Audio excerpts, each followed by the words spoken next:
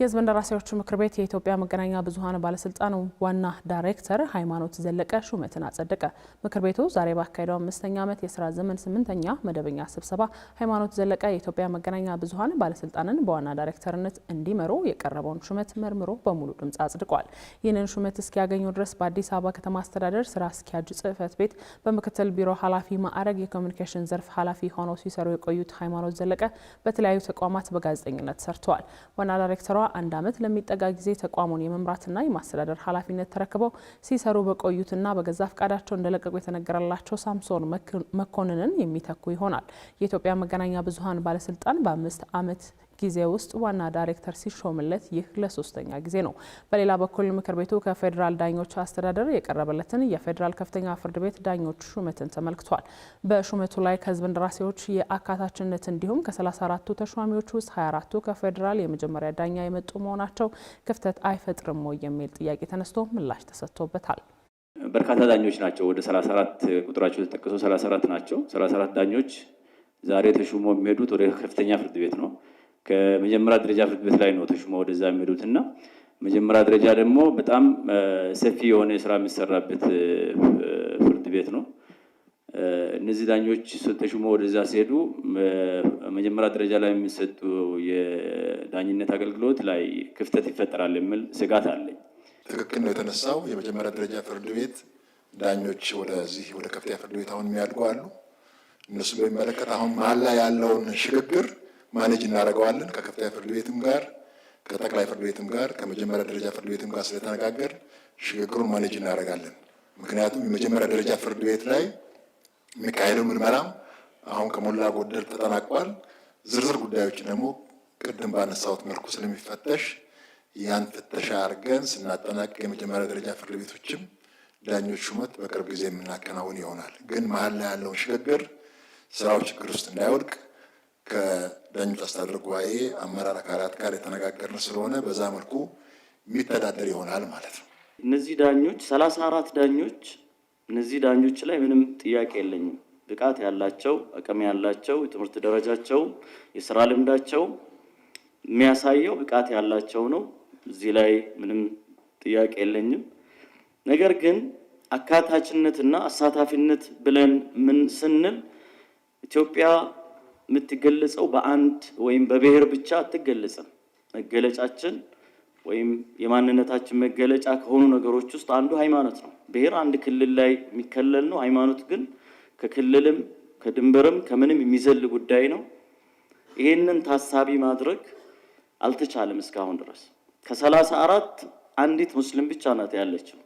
ተከበሩ ኡስታዝ ካሚልም ያነሱትን ጥያቄ በተመለከተ በእርግጠኝነት መናገር የሚቻለው ሁሉም ክልሎች እንዲሳተፉ እድል አግኝተዋል። ማለት ኦፕን የሆነ ማስታወቂያ ለሁሉም ወጥቷል።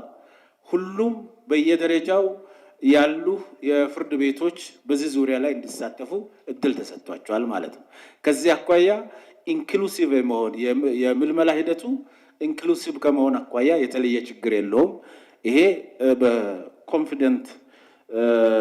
በኮንፊደንስ ይሄንን ማንሳት ይቻላል። ቀዳሚ ወዳደረግነው ዜናችን ስናልፍ ጤና ሚኒስቴር የማርበርግ ቫይረስ በሽታን ሙሉ በሙሉ በቁጥጥር ስር መዋሉን ለማወጅ 21 ቀናት ብቻ ስለቀሩት ሁሉም የማህበረሰብ ክፍልና ባለድርሻ አካላት የበኩላቸውን ጥንቃቄ እንዲያደርጉ ጥሪ ያቀረበ። በኢትዮጵያ የማርበርግ ቫይረስ በሽታ ከታየበት ጊዜ አንስቶ በድምሩ 3800 ሰዎች ተጠርጥረው የላቦራቶሪ ምርመራ እንደተደረገላቸው ያስታወቀው የጤና ሚኒስቴር በዚህም 14ቱ የማርበርግ ቫይረስ እንደተገኘባቸውና ከነዚህም ውስጥ 9ኙ ህይወታቸው ማለፉን፣ 5ቱ ደግሞ ከበሽታው እንዳገገሙ ገልጿል። ወረርሽኙን በአጭር ጊዜ ለመቆጣጠር በመውጫና መግቢያ ኬላዎች ላይ ለ4.8 ሚሊዮን ተጓዦች መለየትን ጨምሮ የመከላከያ ሕክምናና ከመጨረሻዎቹ የማርበርግ ታካሚዎች ጋር ንክኪ ለነበራቸው ግለሰቦች ባለፉት 21 ቀናት የቅርብ ክትትል ሲደረግ መቆየቱን ሚኒስትሩ ባወጣው መግለጫ ጠቅሷል። ከዚህ ጋር ተያይዞ ወረርሽኙ ሙሉ በሙሉ በቁጥጥር ስር መሆኑ የሚታወጀው የመጨረሻው የማርበርግ ታማሚ ከነበረበት 42 ቀናት ውስጥ ሌላ ተጨማሪ በበሽታ የተያዘ እንዲሁም ህይወቱ ያለፈ ሰው አለመኖሩ ሲረጋገጥ መሆኑን ያስታወቀው ተቋሙ ባለፉት 21 ቀናት በቫይረሱ የተያዘ ሰው ባለመገኘቱ በቀሪ 21 ቀናት ዜጋዎች ሳይዘናጉ የበሽታ መከላከያ መንገዶችን በይበልጥ አጠናክረው እንዲቀጥሉ ማሳሰቢያ ሰጥቷል። የኢትዮጵያ ፋርማሲ ማህበር የተከታታይ የሙያ ማጎልበቻ እውቅና የመስጠትን ስልጣን ለክልል ጤና ቢሮዎች መስጠቱን እንዲያጤነው ጠየቀ። ማህበሩ በትላንትናው ዕለት በጤና ሚኒስቴር በጻፈው ደብዳቤ ሚኒስቴር መስሪያ ቤቱ ከልሶ ባወጣው የተከታታይ የሙያ ማጎልበቻ ስልጠና መመሪያ ላይ መስተካከል አለባቸው ያላቸውን ነጥቦች ማቅረቡን አስታውቋል። በዚሁ ደብዳቤ መመሪያው የተከታታይ የሙያ ማጎልበቻ እውቅና የመስጠትን ስልጣን ለክልል ጤና ቢሮዎች መስጠቱ በድጋሚ እንዲጤን ጠይቋል። በተለያዩ ክልሎች የሚሰጥ ተመሳሳይ ስልጠናዎች በተለያዩ የክልል ገምጋሚዎች ሲገመገሙ የጥራት ደረጃቸው ሊለያይ እንደሚችል የጠቀሰው ማህበሩ በአንዱ ክልል የሚገኝ ታካሚ በሌላ ክልል ከሚገኝ ታካሚ ያነሰ ጥራት ባለው ባለሙያ ሕክምና ሊያገኝ ይችላል ሲልም በደብዳቤው ስጋቱን ገልጿል። ማህበሩ አክሎም ወደፊት በሰው ሰራሽ አስተውሎት የታገዙ የሕክምና ዘዴዎችና አዳዲስ ቴክኖሎጂዎችን ስራ ላይ ሲውሉ የክልሉ ጤና ቢሮዎች መመዘኛዎች ገና ባለመሻሻላቸው ስልጠናውን ለማጽደቅ ሊዘገዩ ይችላሉ ሲልም ምክንያቱን አብራርተዋል። ይሁንና ታሳቢ በማድረግ ስልጠናዎች ወጥ በሆነ ብሔራዊ መለኪያ እንዲገመገሙና ሀገራዊ የጥራት ፍትሐዊነት እንዲረጋገጥ እንጠይቃለን ሲል ማህበሩ በዚሁ ደብዳቤ ላይ ጥያቄውን አቅርቧል። ተመልካቾቻችን የምትከታተሉት የአዲስ ነገር የእኩለ ቀን የሀገር ውስጥ አጫጭር መረጃዎቻችን ነው። የአዲስ አበባ ቄራዎች ድርጅት በየጊዜው የሚታየው የስጋ ዋጋ ጭማሪ ከሚሰጠው የእንስሳት እርድ አገልግሎት ጋር የሚገናኝ አይደለም ሲል አሳውቋል። ድርጅቱ አክሎም በሚሰጠው የእርድ አገልግሎት ሳቢያ ላለፉት 8 ዓመታት ምንም አይነት የዋጋ ጭማሪ አለማድረጉንና ነገ ለሚከበረው የገና በዓልም ቀድሞ በነበረው ዋጋ የእርድ አገልግሎት ለመስጠት መዘጋጀቱን ትናንት በሰጠው መግለጫ ገልጿል። በሚሰጠው የእርድ አገልግሎት ሳቢያ የሚያገኘውን የስጋ ተረፈ ምርት በማቀነባበር የዶሮ የውሻና የድመት መኖዎችን በተመጣጣኝ ዋጋ ከማቅረብ ባሻገር ሞራን በማንጠር ሳሙና እንዲሁም ግሪስ በማምረት የሀገሪቱ የውጭ ምንዛሬ ወጪ ማስቀረት መቻሉንም ጠቁሟል። የገና በዓልን አስመልክቶ መግለጫ የሰጠው የአዲስ አበባ ልኳንዳ ነጋዴዎች ማህበር በበኩሉ በየጊዜው ለሚያሻቅበው የስጋ ዋጋ ጭማሪ ዋነኛ ምክንያት በስጋ ላይ የተጣለው የ15 በመቶ የተጨማሪ እሴት ታክስ መሆኑንም አሳውቋል።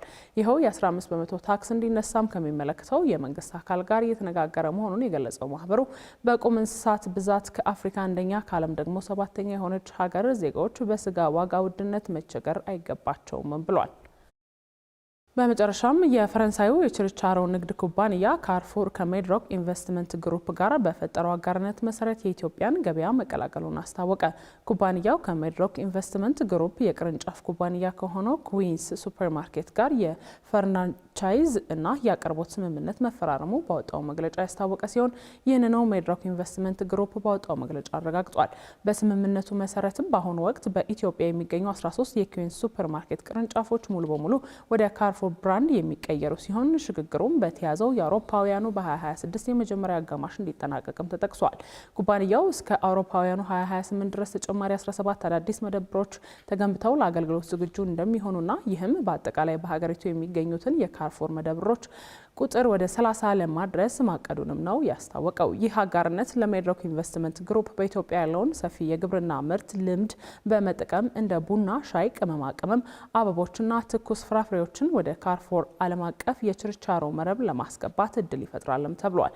ካርፉር በዓለም ዙሪያ ከ40 በላይ ሀገራት ከ15000 በላይ መደብሮች ያሉት ሲሆን በ2024 ብቻ 94.6 ቢሊዮን ዩሮ ሽያጭ ያስመዘገበ ግዙፍ ኩባንያ ነው።